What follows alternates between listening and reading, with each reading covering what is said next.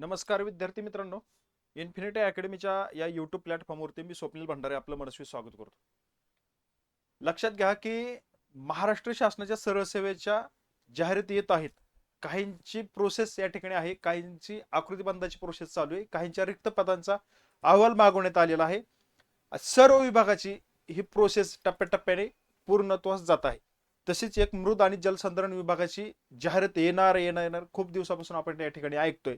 परंतु सद्यस्थितीला या ठिकाणी काय परिस्थिती आहे, त्या विभागाची रिक्त पदांची संख्या काय आहे आणि जाहिरात या ठिकाणी कधी येऊ शकते, एक अंदाज या ठिकाणी आपण वर्तवू शकतो की तो आरटीआय टाकल्यानंतर आपल्याला जी माहिती हाती लागते त्यावरून हा व्हिडिओ की विद्यार्थ्यांसाठी येणाऱ्या काळामध्ये ह्या जाहिराती या ठिकाणी येऊ शकतात.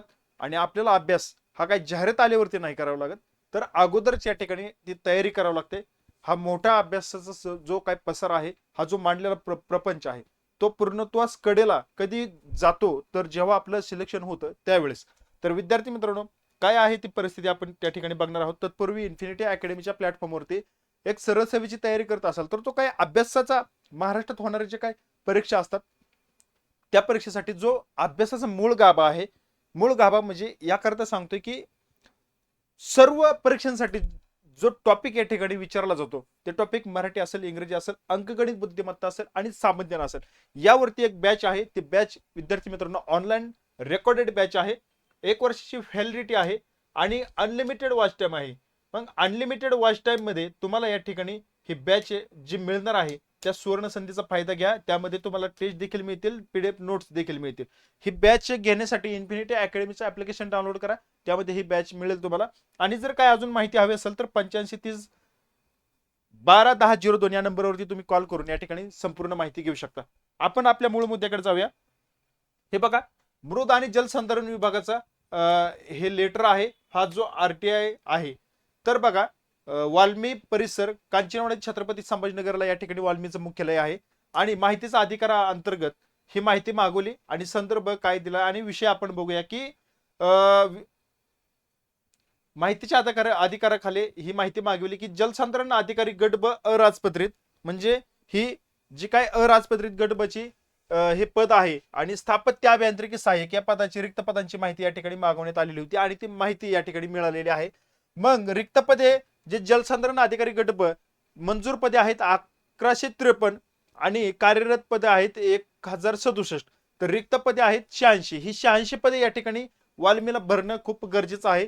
आणि त्यानंतर मंडल जलसंधारण अधिकारी 302 पदे मंजूर आहेत आणि रिक्त पदे कार्यरत आहेत 84. तर आता रिक्त पदे आहेत 218. म्हणजे असे एकूण 86 आणि 218 पदांची ही जी महत्वाची जी पदे आहेत, ह्या दोन पदाबद्दलच आरटीआय होता. त्यामुळे ही सोडून अजून काही वेगळी पदे असतील आणि ती सुद्धा रिक्त असतील. तर आपण या ठिकाणी बघूया की त्यांनी ही माहिती पूर्णपणे या ठिकाणी दिलेली आहे.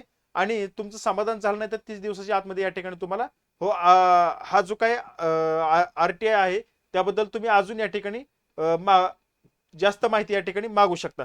तर मला काय सांगायचं की विद्यार्थी मित्रांनो, लक्षात घ्या की येणाऱ्या काळामध्ये मृद आणि जलसंधारण विभागाची जाहिरात ही येणार आहे.